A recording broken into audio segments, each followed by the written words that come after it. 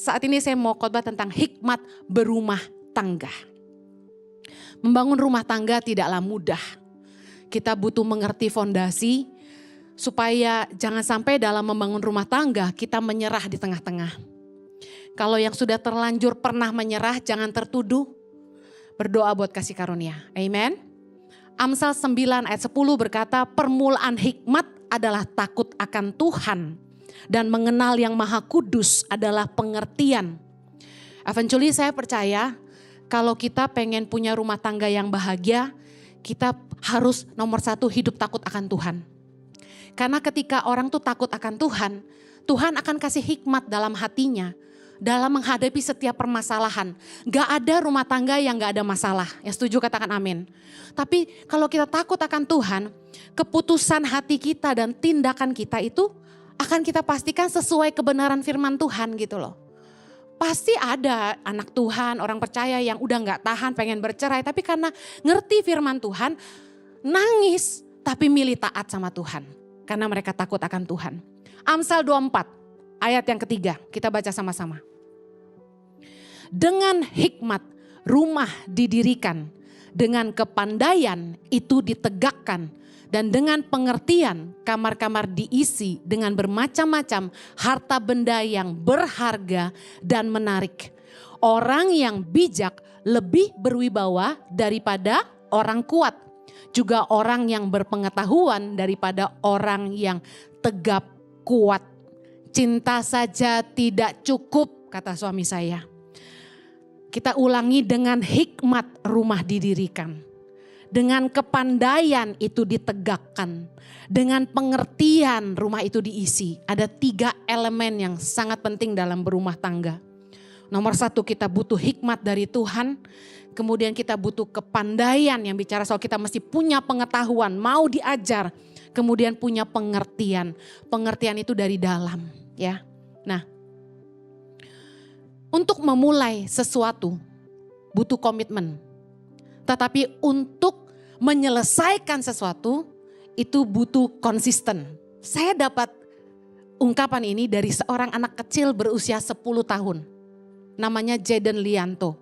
Dia kami undang untuk Paskah Teens dan Kids. Dia bilang ini, untuk memulai sesuatu butuh apa? Komitmen. Tetapi untuk menyelesaikan sesuatu butuh konsisten. Saya pernah khotbah di Healthy Dating bahwa orang kalau mau dating harus ngerti komitmen. Karena itu dating bukan buat anak-anak yang gak ngerti komitmen.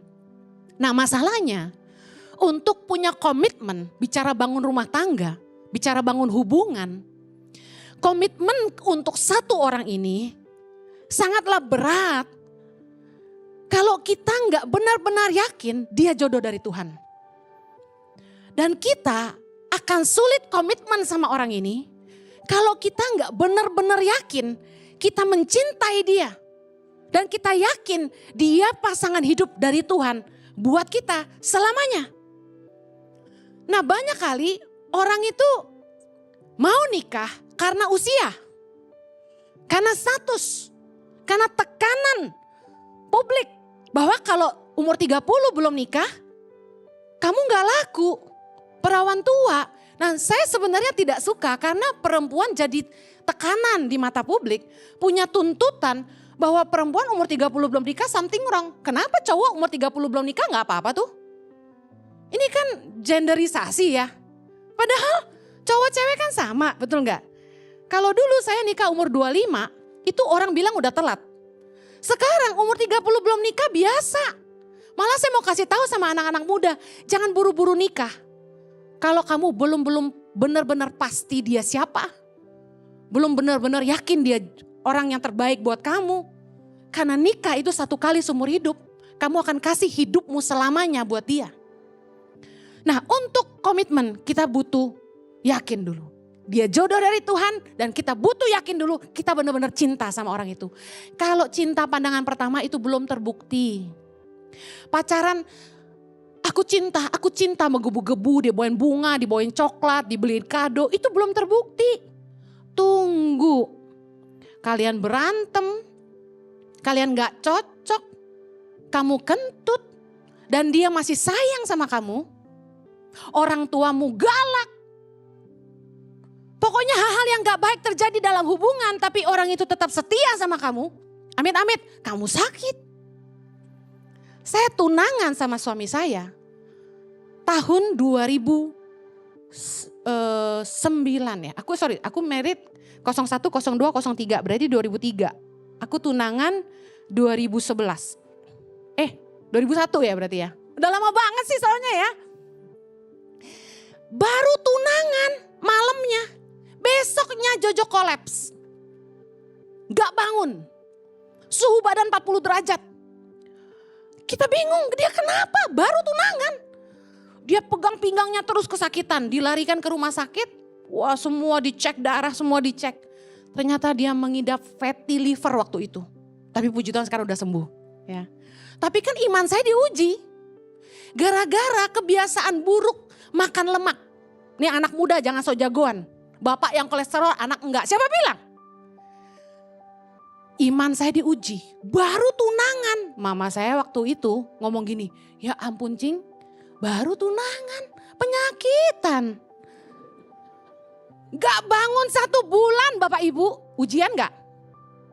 Saya ngurusin dia. Saya yang cewek, saat itu saya kurus banget ya. Jangan lu kira hari ini loh. Waktu itu berat saya 49, tinggi 168. Saya tuh bisa jadi perkasa nentengin koper suami saya lari-lari di airport. Karena dia gak bisa bawa kan. Karena dia sangat lemah. Saya, ayo oke. Udah bawa koper 2 masih nanya, ayo oke. Ayo oke. Sebulan penuh saya tidur di lantai. Ngurusin dia. Setiap hari. Saya masak karena dia harus diet. Ternyata Tuhan menciptakan liver kita itu cerdas. Anda yang punya fatty liver, ini saya bagi pengalaman. Liver kita perlu dikasih waktu memulihkan diri. Caranya gimana? Anda harus diet dan olahraga. Ketika Anda diet dan berhenti makan makanan gorengan, minyak-minyakan, lemak-lemakan, liver itu memperbaiki dirinya sendiri. Hebat gak? Tuhan itu luar biasa. Do not fight against the nature. Tuhan udah ciptain begitu, kita jangan lawan. Jadi luar biasa suami saya sembuh total. Karena saya galak banget sama dia. Lemak baru, Jo. Makanya kalau sayang suami harus galak soal begituan. Saya mau dia umur panjang, amin. Jangan sampai ganteng-ganteng penyakitan. Dan puji Tuhan, kesetiaan saya diuji dan suami saya sehat sekali. Haleluya. Luar biasa. Kok gak tepuk tangan sih? Cuma 1. Oke, saudara tahu bahwa untuk konsisten kita harus berpegang pada firman Tuhan sebagai fondasi dalam rumah tangga. Karena gini, manusia bisa berubah. Hanya firman Tuhan yang gak berubah. Waktu kita nikah, suami saya kemarin bilang apa di khotbahnya? 5 tahun cinta menggebu-gebu. Dia terlalu baik. Biasanya setahun doang ya, atau 6 bulan. Udah berantem habis itu. Siapa yang di sini yang bulan madunya cuma setengah tahun? Jangan angkat tangan. Kalau ngandalin perasaan aja, waktu kamu terluka, kamu udah gak cinta. Kalau ngandalin perasaan aja, waktu dia gak kaya, kita gak cinta. Pegangan kita gak bisa perasaan.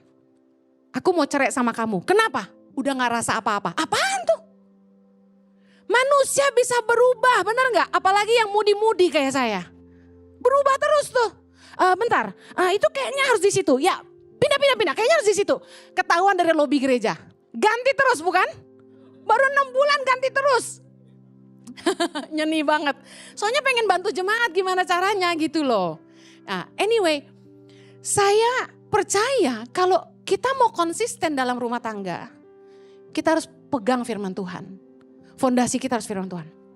Kalau mau menikah harus komitmen dan konsisten. Nomor 1 komitmennya apa? Tidak boleh bercerai. No turning back. Matius 19 ayat 6. Demikianlah mereka bukan lagi 2 melainkan 1. Karena itu apa yang telah dipersatukan Allah tidak boleh diceraikan manusia. Sebelum kamu mabuk cinta, bucin banget, bertanya sama dirimu. Yakin gak mau cerai sama orang ini satu hari nanti? Yakin kamu mau hidup selamanya dengan orang ini? Kamu mau growing old, menjadi tua dengan orang ini? Yang udah nikah kan terpaksa bilang amin. Tapi yang mau nikah, jangan bucin. Cinta gak bisa modal bucin. Yakin gak bakal cerai? Apapun loh. Walaupun loh. Kalau dia sakit, kalau dia kere, kalau dia jelek, kalau dia kebakar, kalau dia selingkuh. Ada. Lagi masak kompor meledak, leleh hidungnya dari mancung jadi peheng. Tetap gak cinta gak? Enggak. Jangan disorot, nanti gak ada yang mau. Jangan loh. Jadi kita harus komitmen sebelum menikah. Pasti kamu gak akan cerai? Meskipun dia selingkuh? Belum tentu. I like you, kamu jujur banget. Bu, ada di firman Tuhan boleh bercerai kecuali karena zina. Ntar dulu, terjemahan aslinya boleh cerai kalau karena kebejatan seksual. Contoh, dia udah nikah sama kamu, tiba-tiba ternyata dia gay. Itu kebejatan seksual. Apalagi yang mau dipertahankan, bener gak? Orang dia gak mau sama kamu kok. Terpaksa kok nikahin kamu. Ada yang nikah 3 bulan cerai akhirnya. 3 minggu malah. Kemudian karena kebejatan seksual seperti berhubungan intim dengan binatang. Ada-ada aja ya manusia ya. Nafsu rendah. Ketiga, kebejatan seksual. Suka main dengan perempuan malam. Atau suka main dengan gigolo. Kan jangan cuma cowok yang diserang ya, cewek juga ya kan ya. Harus dua-dua diajar, bener gak? Karena banyak loh ibu-ibu, tante-tante yang suka gigolo. Loh, this is real. Jadi ada perempuan yang memang sama suaminya gak cukup. Dia hobi, doyan. Jadi nyari di luar. Ini kebejatan seksual. Itu firman Tuhan katakan tentang kecuali karena zina tuh itu. Nah, kalau suamimu selingkuh 1 kali, istrimu selingkuh 1 kali, udah ampuni aja. Bu Heni itu alasan kilaf. No. Kalau ada masalah itu butuh two to tango. Ada masalah dari dua-duanya. Berikutnya, komitmen dan konsisten. Harus setia pada pasangan. Malaki 2 ayat 15. Bukankah Allah yang esa menjadikan mereka daging dan roh? Dan apakah yang dikehendaki kesatuan itu? Keturunan ilahi. Jadi jagalah dirimu dan janganlah orang tidak setia terhadap istri dari masa mudanya. Jangan udah kamu hisap madunya, kamu buang ampasnya. Jangan sampai istrimu sudah makin tua, Anda tinggalkan dia. Ada orang yang potong khotbah saya, yang ketika saya ngomong gini, perempuan itu makin tua, makin peot. Sedangkan laki-laki makin tua, makin ganteng. Itu di capture, perempuan-perempuan banyak marah sama saya. Harusnya dengerin khotbah tuh komplit. Tapi saya dengar mata Najwa, dia bilang gini, lebih parah dari saya. Perempuan matang, busuk. Laki-laki matang, malah mapan. Wah, saya bilang kok peribahasanya lebih parah. Tetapi kenyataan, makanya perempuan lebih banyak botox. Tarik ke atas. Mancungin hidung, tebelin bibir. Cowok mah enggak, Bapak asli kan? Bapak asli? Enggak, saya nanya yang udah berumur. Bapak asli? Asli, masih muda kamu ya. Bapak asli Pak? Kenapa ya? Saya jujur, saya nikah sama suami saya lihat dia. Kulit dia gak pakai lotion, gak kering. Licin, ngelincrong. Kalau kerut di dahi gak masalah, gak mengubah kegantengannya. Tapi kalau perempuan, mata kerut dikit udah worry. Udah mulai di isi apa itu? Filler, ya kan? Itu nggak last long lagi, ya kan? Botox sampai nggak bisa senyum. Bener nggak? Terus tulang pipi dikikis pakai gergaji, biar lancip. Disuntik-suntik. Saya sih puji Tuhan loh. Saya tuh sebenarnya kesel kenapa waktu saya pasang kontrasepsi saya mendadak gemuk. Umur 40 tuh saya pasang kontrasepsi. Saya cobain kontrasepsi baru, tiba-tiba tambah gemuk.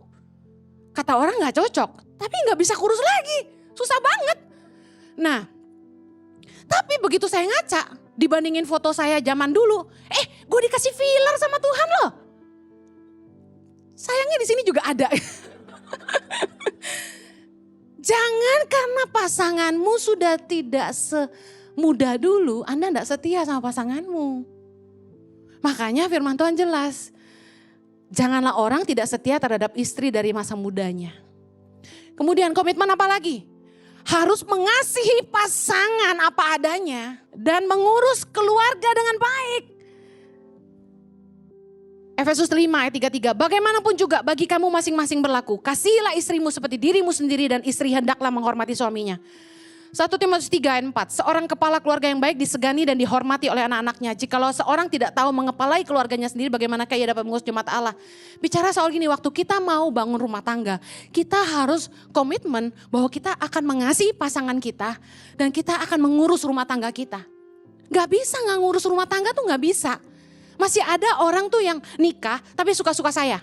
Istri gak boleh tahu dia kemana, istri gak boleh ngatur-ngatur dia, penuh rahasia. Istri juga sama, suami gak boleh ngatur-ngatur saya, terserah saya. Ya kalau gitu jangan nikah. Bener. Dulu saya suka sewot, waktu saya mau gunting rambut bawa anak saya, Jojo tanya mau gunting rambut di mana? Saya bilang di Jakarta Barat, terus dia bilang gini, ngapain jauh-jauh ke situ? Cari aja salon yang dekat di sini. Dulu saya marah, saya kesel gitu loh. Ih heran ya, otoriter banget sih. Cuma urusan gunting rambut di mana perlu diatur dia. Saya kesel dulu gitu loh. Biasanya cowok ngatur sih urusan istri mau gunting rambut di mana. Saya bingung kenapa suami saya ngatur gitu loh. Akhirnya saya kesel gini, oke gue panggil yang ke rumah, mahal gak apa-apa ya. Dia bilang gak apa-apa. Akhirnya saya panggil ke rumah sampai sekarang. Selesai, gak berantem lagi asal dia mau bayar aja ya kan. Oke. Bagaimana kita mendapat hikmat dari Allah dalam berumah tangga? Yang pertama, hikmat Allah ada dalam firman-Nya. Katakan amin.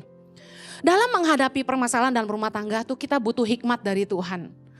Kalau ada masalah itu jangan cerita kemana-mana. Kalau ada masalah tuh doa, minta hikmat dari Tuhan. Tuhan, aku harus bagaimana?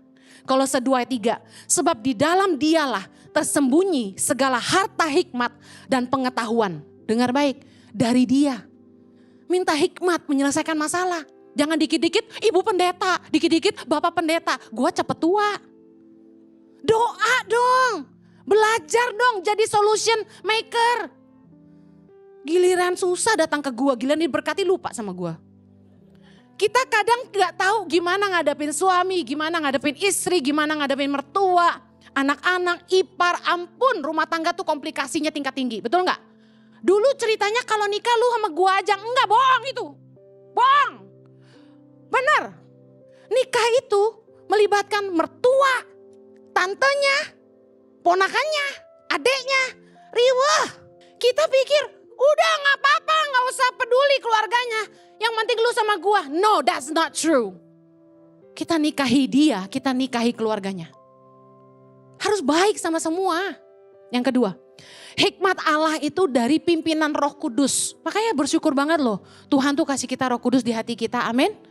Karena Roh Kudus itu dalam Yohanes 14 ayat 26 dikatakan Roh Kudus yang akan diutus oleh Bapa dalam namaku, dialah yang akan mengajarkan segala sesuatu kepadamu. Dan akan mengingatkan kamu akan semua yang telah kukatakan kepadamu. Makanya Roh Kudus itu yang mengingatkan kita akan firman Tuhan yang namanya Rema. Roh Kudus membuat kita tuh bisa ngerti pasangan kita.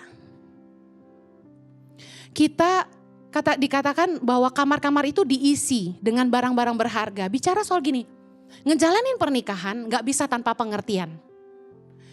Kadang-kadang kita nuntut pasangan berubah. Pasangan nuntut kita berubah. Di situ titik di mana masalah gak pernah ada selesainya. Tapi waktu Roh Kudus mulai ngajarin kita dan membuat kita mengerti, kita tuh jadi, mesti begini. Saya kasih contoh. Saya dulu sering marah sama suami saya karena dia tuh pelayan Tuhan murni. Hatinya tuh pelayanan sekali. Jadi otomatis dia akan lebih memilih melayani jemaat daripada punya waktu sama keluarga. Jadi kalau kita milih family man, ini bukan tipe yang pas gitu loh kasarnya. Dia akan lebih milih jemaat Tuhan daripada keluarganya sendiri. Jiwanya pelayanan banget, dia akan ngorbanin dirinya, apalagi keluarganya kasarnya, demi melayani pekerjaan Tuhan. Jadi saya dulu sempat marah gitu, karena Natal gak pernah di rumah, ulang tahun gak ada di rumah, selalu pergi. Jadi kami berantem terus, saya sampai sebel sama gereja-gereja yang ngundang dia gitu. Saya bilang, kenapa sih gak paham ya? Gitu loh, ini kan hari waktu keluarga gitu. Nah ada teman-teman juga yang ngundang Jojo udah tahu itu anniversary pernikahan kami tetap diundang. Jadi saya kesel banget gitu. Saya bilang sama suami saya, kamu kalau pergi lagi, kamu ndak usah pulang lagi gitu. Saking keselnya dulu. Nah kemudian satu hari pertengkaran ini gak ada habisnya bertahun-tahun. Akhirnya satu malam saya diem sambil kesel sambil doa. Capek Tuhan sama pernikahan ini gitu. Karena saya merasa tidak dikasihi, saya merasa tidak dibela, saya merasa dia tidak peduli, saya merasa kesepian, pokoknya semua gitu. Dan akhirnya tiba-tiba Roh Kudus bilang gini, lihat suamimu, Jojo lagi tidur. Orang tuh kalau tidur lucu ya, cute ya, bener gak? Jadi polos, jadi baik gitu. Kalau dia melek kan gahar gitu kan. Apa kalau sama saya maksudnya, kalau saya marah dia lebih marah gitu. Begitu dia tidur tuh jadi kesian gitu. Roh Kudus itu bikin saya ngerti. Roh Kudus bilang, lihat suamimu. Saya lihat dia, tiba-tiba timbul rasa kasihan. Rasa iba yang sangat besar. Tuhan kasih pengertian. Ini kan teman seperjuanganmu loh seumur hidup. Roh Kudus cuma ngomong satu kalimat. Saya nangis. Jadi gini, Jojo tuh nikah sama saya.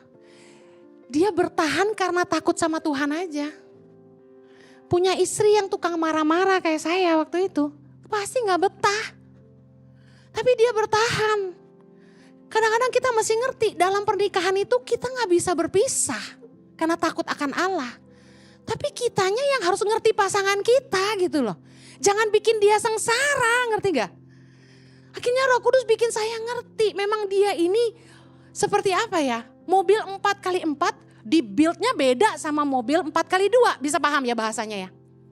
Jojo dibikin berbeda sama Tuhan karena panggilannya. Dia gembala yang sangat baik. Semalam mereka sampai di Turki, lagi makan kuneve, enak banget kuneve, I'm telling you. Jemaat fotoin dia dan kirim ke saya. Bilang gini, disayang sama semua peserta, gembala yang baik. Kalau Anda ikut trip ke Holy Land sama suami saya, Anda akan lihat betapa baiknya suami saya. Dia itu care sama jemaatnya. Dia sayang sama semuanya. Dia ringan tangan. Dia gak sungkan bantu siapa saja. Dia menempatkan dirinya sebagai hamba. Dan melayani semuanya. Itu pemimpin yang besar. Saya kasih tahu Anda. Suami saya sangat luar biasa. Saya aja kagum-kagum lihat dia gak ada capeknya ngelayanin orang. Saya seharian bawa grup gitu. Ya semua sudah hadir. Belum lagi kalau ada ibu-ibu nakal yang shopping mulu gak mau balik ke grup. Itu kan tugas saya nyari mereka. Iya. Aduh ini mana nih kurang 2 nih. Saya lari-lari turun. Di mana tadi ya? Cari. Bu ayo bu semua sudah di bus bu. Sambil gemes gitu kan. Tapi suami saya tetap. Ya sabar ya. Sebentar lagi ya, oke sebentar lagi ya. Begitu kami naik, saya udah asem mukanya dia masih senyum. Ayo bu. Wah, emang hebat dia tuh. Gak sanggup saya. Tapi saya kasih tahu, yang kayak gini ngeselin istrinya jadinya ya. Kan kasihan suami saya gitu loh. Nah, singkat cerita, dalam rumah tangga tuh kita mesti ngandalin Roh Kudus yang ngajarin kita. Karena kadang-kadang bahasa manusia tuh gak bisa nerjemahin semuanya gitu loh. Kita marah, kita pakai emosi, kita pakai pikiran kita yang sok pinter ini. Tapi sekali aku lihat dia gitu, aku langsung kasihan. Udah jangan dimarahin lagi, kasihan gitu loh. Kamu mau apa?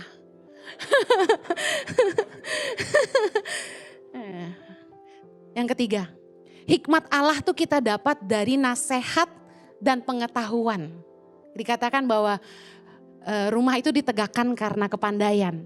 Kita jangan so pintar, kadang-kadang waktu kita ngadepin masalah di rumah tangga, kita mesti dengar nasihat orang lain. Belajarlah dari mentor, dari orang tua, dari buku, dari pengalaman orang lain. Dengar, daripada kamu gagal, lalu kamu belajar, lebih baik belajarlah dari kegagalan orang lain. Saya percaya bahwa Tuhan itu akan ngajarin kita. Makanya penting banget gini, kelilingi dirimu dengan orang-orang yang sehat dan tepat. Supaya waktu kamu butuh nasihat, mereka akan kasih kamu jalan-jalan Tuhan. Bukan jalan-jalan yang jahat. Terakhir, bagaimana kita tahu siapa jodoh kita? Yang pertama, berdoa. Karena gini, gak ada yang bisa kasih tahu kamu. Kamu harus yakin bahwa dia jadi Tuhan, kamu harus doa. Saya doa, tanya Tuhan, siapa pasangan hidup saya? Saya saat itu umur 16 dan Roh Kudus jawab, Jojo. Tuhan bisa bicara. Dan hari ini saya nikah sama orang yang Roh Kudus sebutkan. Nah, yang pasti jodoh dari Tuhan tuh ini, tandanya. Kamu cinta sama dia. Bukan nikah sama orang karena terpaksa atau karena ada apanya. Yang membuktikan kamu cinta apa? Proses dalam hubungan. Kamu tetap bertahan. Jadi kamu harus yakin dia jodoh dari Tuhan dengan berdoa. Dan kamu mengasihi orang ini, itu tanda awal, gak mungkin gak mengasihi orang ini. Lalu ngelewati semua proses, kamu tetap setia. Yang kedua, saya cinta tapi gak seiman, bagaimana? Firman Tuhan bilang janganlah, dengar dulu nih, janganlah. Kamu merupakan pasangan yang tidak seimbang dengan orang yang tak percaya. Jadi gak usah nanya lagi, boleh gak pacaran sama yang tidak seiman? Jawabannya, janganlah. Kenapa? Yang pertama, karena sulit bersatu. Beda nilai, beda prinsip, beda pandangan, beda pegangan. Sebab persamaan apakah terdapat antara kebenaran dan kedurhakaan? Atau bagaimanakah terang dapat bersatu dengan gelap? Udah jelas beda, nilainya beda. Tapi Bu, saya yakin dia jodoh dari Tuhan. Oke, jangan dipacarin dulu, injilin dulu, menangkan dulu, doakan dulu. Saya kesaksian, saya dulu belum lahir baru waktu saya kenal suami saya. Tapi dia yang bawa saya kenal Tuhan. Jojo yang nginjilin saya. Dia yang bawa saya kenal Yesus dan hari ini saya jadi istrinya. Jadi apakah tidak mungkin kalau pacarmu itu belum kenal Tuhan? Bisa, tapi injilin dulu, menangin dulu. Jangan nekat nikah kalau dia belum percaya. Susah, sama yang seiman aja banyak tantangannya, apalagi yang gak seiman. Lalu kenapa gak boleh pacaran sama yang tidak seiman? Suatu hari akan membuat iman kita goyah.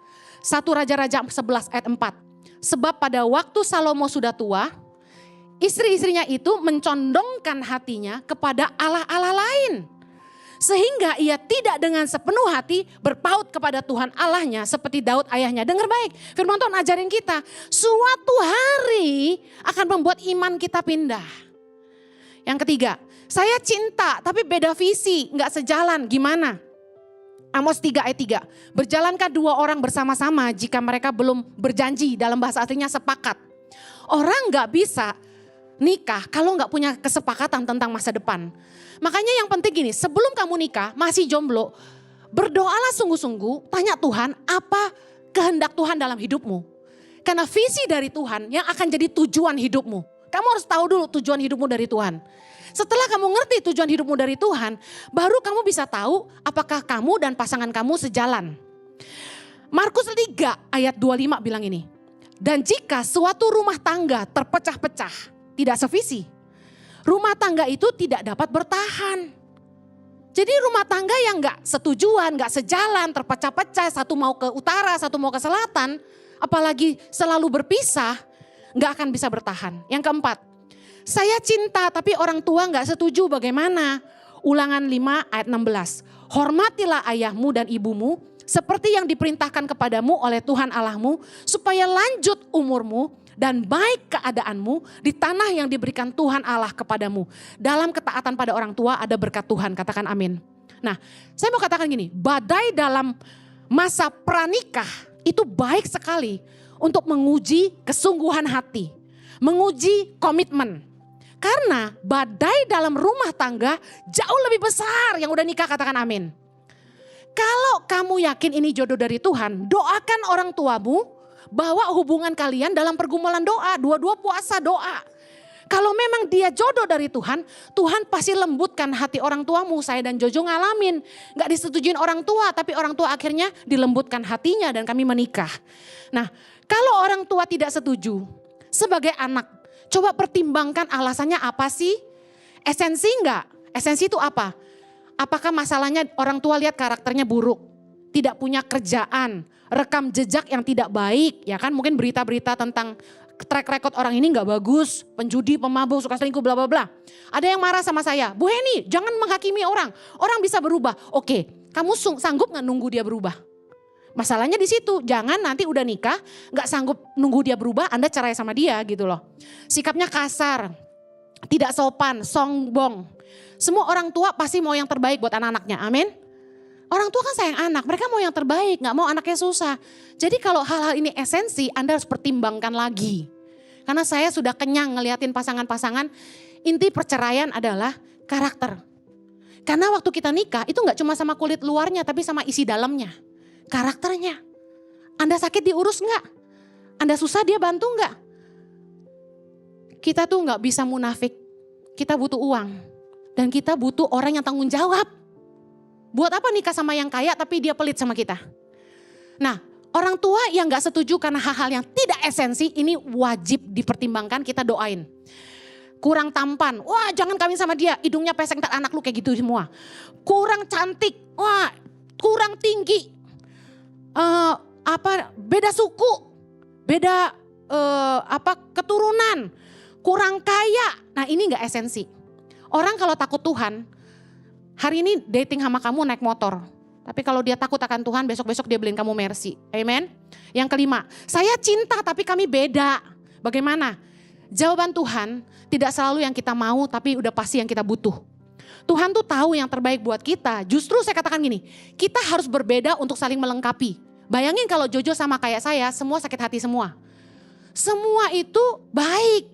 Saya tegas, Jojo karena suka menyenangkan hati orang, suka kompromi kadang-kadang. Tapi karena saya tegas, Jojo jadi gak bisa kompromi. Jadi kami saling melengkapi gitu loh. Nah, Jojo sangat baik, kalau enggak ada jemaatnya ya. Jojo sangat murah hati. Kadang-kadang saya tuh penuh perhitungan gitu, karena saya sudah kenyang ditipu orang. Jadi saya peka-pekaan nih, orang nipu gua gak ya. Kalau Jojo tuh susah bantu. Nah makanya banyak orang yang ke Jojo langsung, oh forget it. Otorisasi ada di saya. Internet banking maksudnya. Tapi keputusan di dia. Kalau dia bilang kasih nggak? Kasih saya. Takut sama suami saya. Oke, dasarnya harus benar-benar cinta dan yakin bahwa pasangan hidup kita tuh dari Tuhan ya gitu loh. Nah, kemudian saya cinta tapi belum bekerja. Gimana? Dia belum bekerja. Sebelum bangun rumah tangga harus mapan. Mapan nggak bicara soal kekayaan, tapi bicara soal punya pekerjaan, punya penghasilan supaya bisa menafkahi keluarga. Nah, seorang laki-laki yang mau menikah harus sudah bisa menafkahi istri dan anak-anaknya. Kok laki-laki lagi? Karena sebutan laki-laki bapak itu di laki-laki bukan di perempuan. Bapak itu berasal dari kata aba yang artinya sumber. Bapak ditakdirkan Tuhan, kodratnya harus jadi sumber. Tapi boleh gak zaman sekarang ada house husband? Tergantung kesepakatan bersama. Sekali lagi, rumah tangga tuh butuh biaya. Makanya kita gak bisa nikah cuma makan cinta.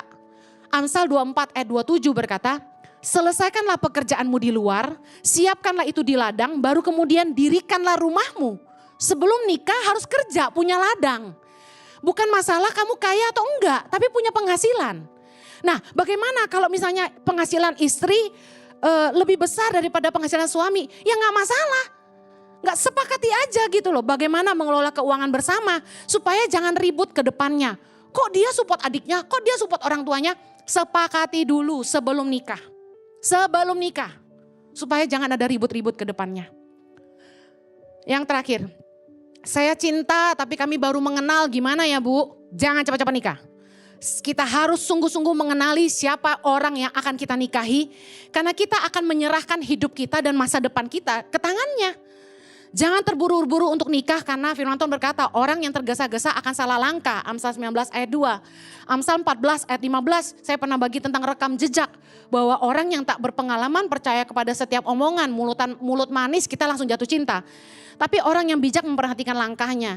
Jangan nikah karena kulit luarnya, dengar baik, jangan. Ada orang yang di sekitar kami yang kami konselingin, aduh baru kenal 3 bulan, akhirnya cerai. Terus maksa harus nikah tahun ini juga. Baru, aduh saya sudah capek sekali. Sebagai hamba Tuhan kadang-kadang kita ngomong kebenaran. Orang gak mau nurut gitu loh. Mereka pikir kan gue yang mau nikah bukan elu. Aduh abis itu lu minta berkatnya sama kita gitu kan. Abis itu lu cerai gak nanya kita, bener gak? Masalahnya udah 5-6 orang yang begini. Anak muda jangan cepat-cepat nikah karena usia. Ya pastikan dulu. Terakhir. Bagaimana kita bedain ini hikmat dari Tuhan atau ini hikmat dari kita sendiri. Yakobus 3 ayat 17. Tetapi hikmat yang dari atas adalah pertama-tama murni. Selanjutnya pendamai, peramah, penurut, penuh belas kasihan dan buah-buah yang baik. Tidak memihak, tidak munafik. Hikmat Allah tidak dipengaruhi perasaan kita. Hikmat Allah tidak dipengaruhi kehendak kita. Hikmat Allah pasti mendamaikan. Hikmat Allah membuat kita bisa mengampuni. Hikmat Allah membuat kita baik sama orang lain. Keputusannya itu baik untuk semua. Hikmat Allah membuat kita penuh belas kasihan. Hikmat Allah itu tidak memihak dan hikmat Allah itu tidak munafik. Kita melakukannya bukan karena mau kelihatan baik di depan orang. Tapi kita tahu kebenaran Allah. Amen. Saya berdoa Anda diberkati. Dan mari bijaksana membangun rumah tangga. Mari kita berdoa. Bapa di sorga, kami bersyukur buat firman-Mu. Tolong umat-Mu supaya jadi bijak dalam membangun rumah tangga. Kami gak mau Tuhan mempermalukan nama-Mu. Orang percaya nikah 1 kali seumur hidup sampai maut memisahkan. Firman-Mu berkata, apa yang dipersatukan Allah gak boleh diceraikan oleh manusia. Kami gak mau gagal di tengah jalan. Karena itu Tuhan, biarlah fondasi kebenaran firman-Mu yang kami pegang dalam pernikahan kami. Dalam membangun rumah tangga kami. Biarlah kami selalu hidup takut akan Engkau supaya hikmat Tuhan jatuh dalam hati setiap kami. Berkati setiap pernikahan yang ada. Dipulihkan, dikuatkan dan terus semakin jatuh cinta satu sama lain. Juga yang mau nikah Tuhan kasih hikmat. Supaya mereka sungguh-sungguh saling mengenal. Saling memahami, saling menerima satu sama lain. Ada pengertian, ada kepandaian dan hikmat Tuhan dalam hidup rumah tangga kami. Dalam nama Yesus kami berdoa. Amen. Have a blessed Sunday. God bless you. I love you guys.